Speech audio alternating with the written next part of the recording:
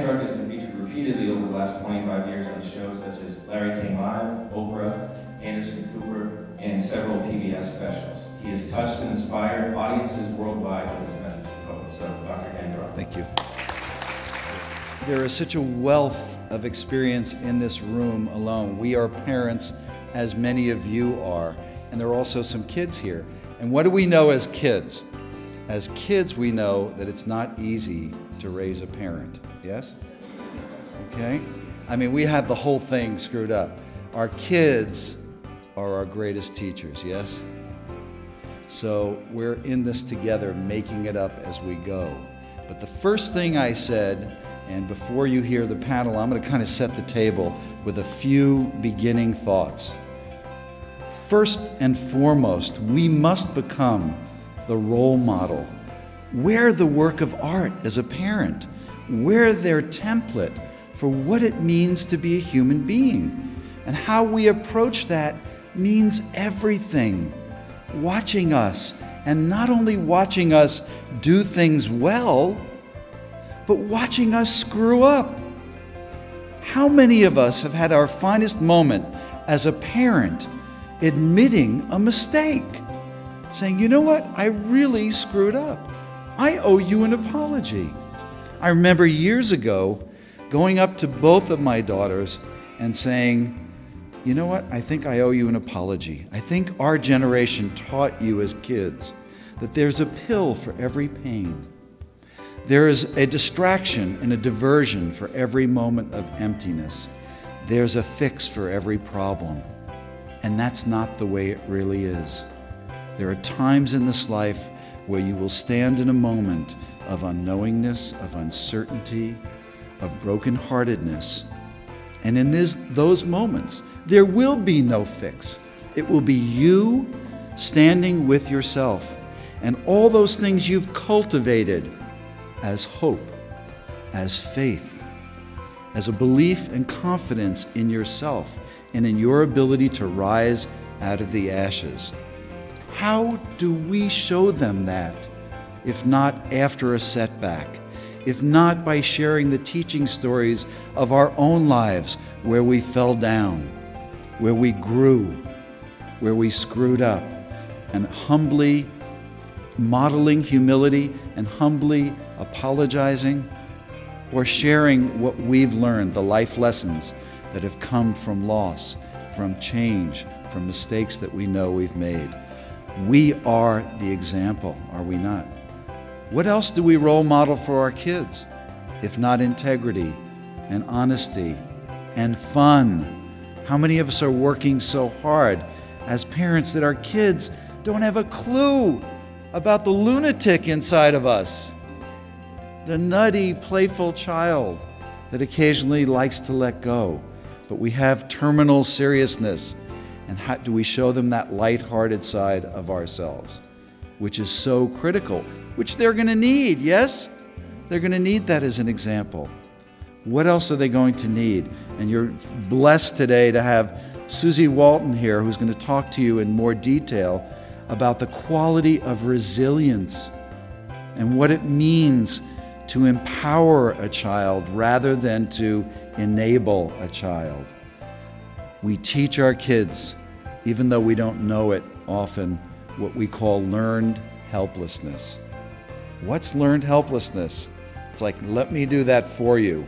It'd be much easier if you let me do that for you. You don't need to do that. I'll do it for you. I'll take care of it. It's quicker, it's easier, and sometimes we're spread so thin, it seems like the best strategy. But does that show our kids that they can do it, that they have the ability within themselves, the strength of heart? A saying that my oldest daughter Jenna taught me. Jenna believed that strength of heart combined compassion, courage, fierce determination, the great qualities that she exhibited in 21 years of life and that prevail today. Because Jenna is, as some of you who are familiar with the Jenna Druck Center know, Jenna is our CAO. You all know what a CAO is? Chief Angelic Officer. So Jen is running the business from the other side. A couple of other things we want to make sure that we set the table with. self-forgiveness. On the continuum from self-criticism to self-compassion. This is a very important continuum, isn't it? All of us have become masters at beating ourselves up, at criticizing ourselves. And who does this better than girls and women? Right? You are the masters. I mean, men have their own ways of doing this, but women learn to brutalize themselves for any number of reasons, for not being, looking, appearing perfect. And how important is it for us to model, especially for our daughters, self-acceptance, self-forgiveness, to move them on the side of self-care and self-compassion rather than self-criticism, to teach them kindness and gentleness and acceptance, and to love themselves exactly in the package that they come in, and to lift themselves up from that place.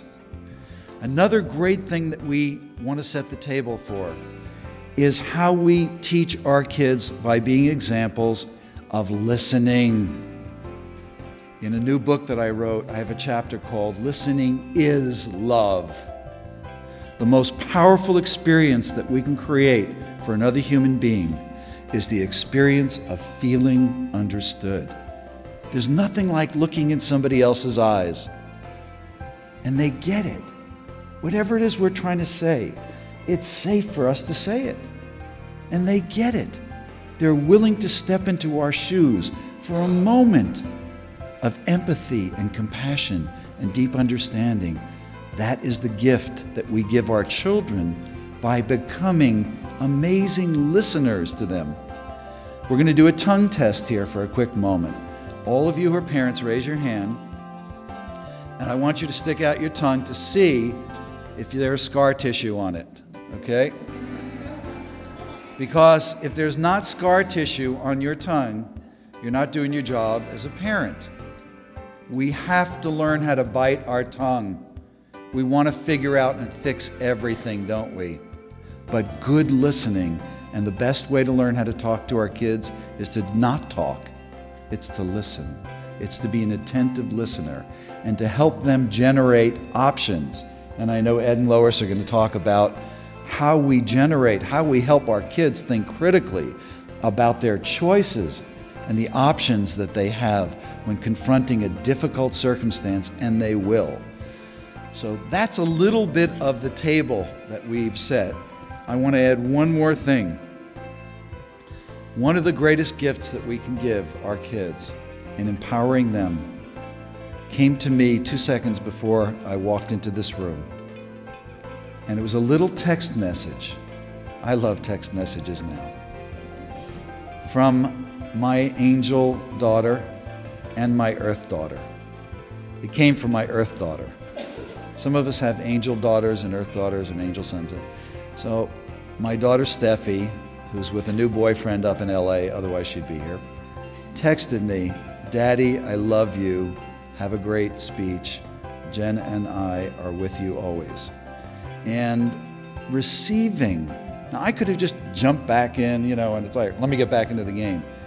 Or I can crack my heart open and receive the full measure of love and wisdom and understanding, because they've had to raise me, and forgiveness that I get from my children.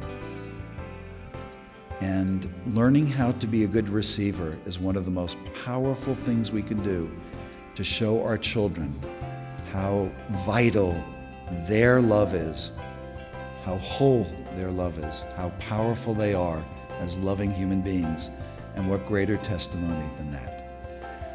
I want to thank you for your kind attention. We have an exciting next speaker. I'm going to hand the baton to Susie Walton, and who I'm so excited to listen to myself, and then she'll hand it to Ed and Lois. And here we go. Susie?